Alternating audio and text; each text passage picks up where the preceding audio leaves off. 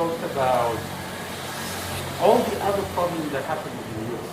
Hungary in 1956, the Russian invasion, the Prague, all these things that happened that pointed to the problematic nature of Soviet Marxism.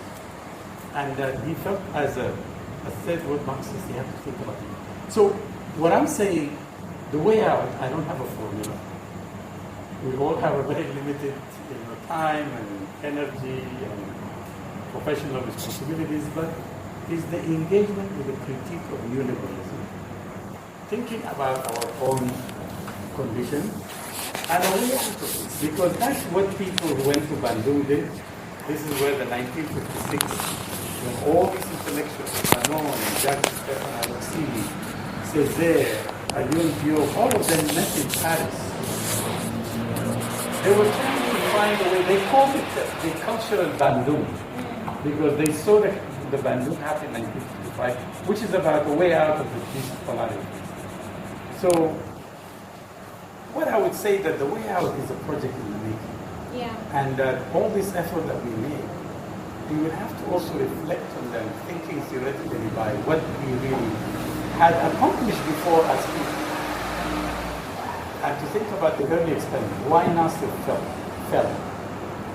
Nasserism as a socialist experiment.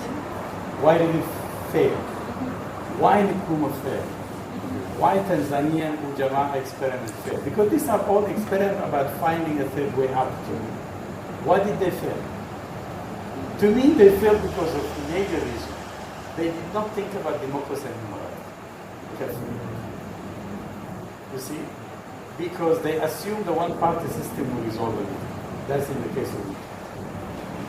The case of Ghana is a little bit more complex, but it's important to think about the failure of systems also that are. Then you can really begin to understand what will be next. So I would say to you, the first thing is global solidarity. It's very important. As Black Lives Matter extends its hand to Africans and to Palestinian others, we have to think that way globally. Where are our allies? In the field of culture, we have to think also theoretically. What does it mean to operate in the center and think about the art market, think about the cultural renaissance? Of course, publications are important, our own platforms are important, our own centers of validation are important, but it's also our own movement towards other people and opening up is also important, because you have to think about the Caribbean, you have to think about Brazil, you have to think about when you think about Africa. And you also have to think about your allies in the world, and you have to also align with every single progressive cause in the world, so you understand that your humanity is an extension of other people's humanity. And also write your own books, theorize your own world, have your own platform for critique, conferences, and all of those things. I don't know if I gave an answer. No, it's a long story. Wow.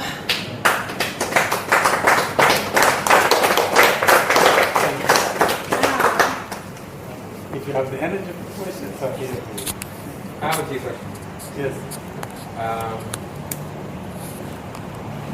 Well, statements and questions.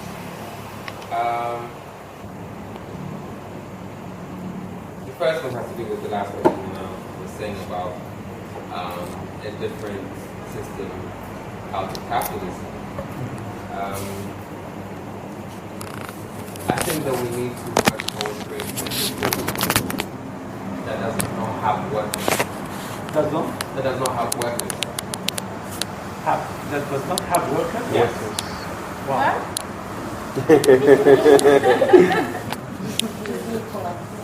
No, so labor happens to be how the structure negotiates what becomes your freedom, what access you have to education. Everything is tied to your labor, you know, and everything is tied to workers working to run this capitalist structure. If we remove the workers out of the structure, it will collapse. Capitalism runs on labor. What happened to the workers? Where did they go? I finished. So then, I think we need to structure a system where we can exist without having to work like how we work. We can provide for ourselves. We can live abundantly and fruitfully without being tied, without our aspirations being tied to labor. I'm not sure of how that will work because there are experiments I'm not sure creating alternative ways of living. Okay, people in the U.S. you see that people creating co-ops, people movement to grow your own food. So there are movements like that, and I think all of them build on the other. The problem with this kind of movement is that yes, they are good. Okay. This kind of, dependency, autonomy, and so forth. It was espoused by many, even in the history of Africa or the history of African diaspora. There are so many experiments. The question is that because of the capitalism idea of trying to really always resist or destroy any mass movement, most of the struggle now becomes like kind of specific, kind of issue-specific titles around certain things. What's really important is to tie all of those together to a larger project that bring them together. Because it's important. The idea of feminism, gay and lesbian movement, all of those other movements of certain subjectivities that are new, all of them are important. Organic, farming, co-ops, and so forth. But you need something that transform and translate them into a mass movement.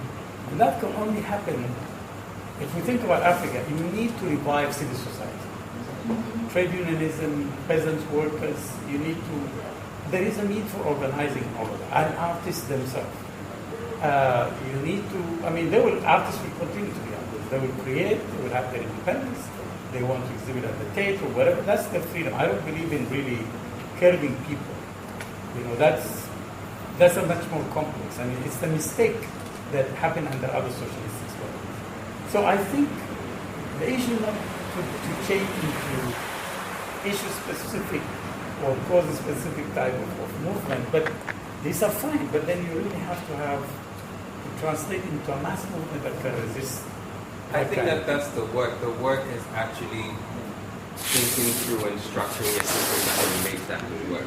And I'm saying that in the light of just looking at Ghana, let's not even look beyond. If you go to a place like northern Ghana, most of the activities are communal. They'll farm together and then they'll split the produce. They'll find somebody to sell it, and the money is spread evenly. When somebody is sick, there's somebody in the community that can take care of it. There's a priest if you have some spiritual problems. Everything runs in circles. That system can be made more efficient. Plus other things that work here. I think the work is actually thinking through and structuring a system that can allow us to exist in there. Also, to say something about Nkrumah. Nkrumah's project went up at the height of the Cold War. And he went up against some very powerful forces. That's what made him fail. I don't know if you've read the declassified CIA files of the people that were involved in country. Very extensive. Some of the people are still alive. They're still here. It was a very extensive network of sabotage and destruction. If that hadn't happened, Ghana could be what's, it's become this big Hollywood blockbuster now, Wakanda. You know what I mean? It was the intervention of the Cold War, particularly through the CIA, that disrupted the Nkrumah's project. I think that he had his shortcomings, of course. There are things that I thought that could have been done differently. And then also, systems of protectionism could have been more subtle. It was very blatant in your face, particularly with trade. You see, what I wanted to say to you, so we can get other people to speak. I think Listen, I don't. When I'm in a country, I respect the country, and I can't tell the Ghanaians what to do. Well, you should feel free. This is a safe I'm space. listening. So I'm listening to what you said, Uh-huh. and I take it, as a learning experience. But I'm not disputing what you said. But I'm saying it's hard for me to prescribe anything for a nation that I have not. We'd like to hear it. Huh? We'd like to hear it since we're just sharing.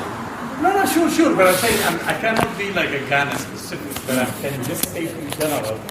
Because in Sudan, I can tell you, I can theorize about Sudan. It's a place where I feel more empowered, but also more in terms of more knowledgeable about it. So it's fine with me to do it.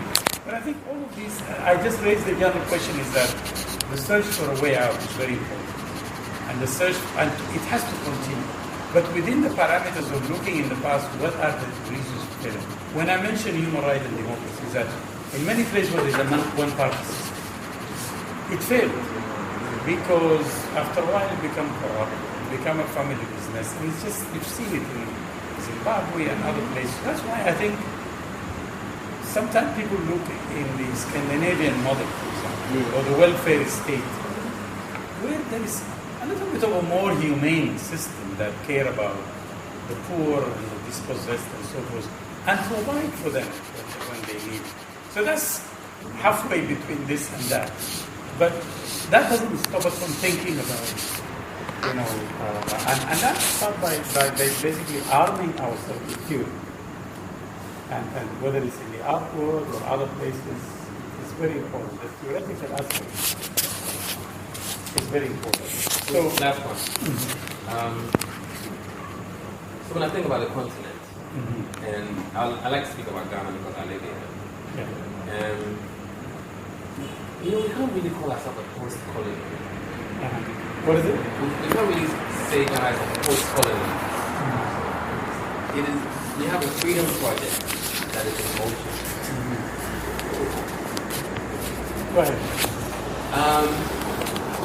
I'm saying that in relationship with what's happening in the home, which of course brings your country, Sudan, Ethiopia, Eritrea, Somalia,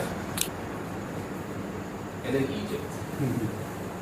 And how all of that is tied to Northeastern Africa, the Israelis, and their project, and how that's tied to the larger capitalist project, which is sort of projected from Europe and the US.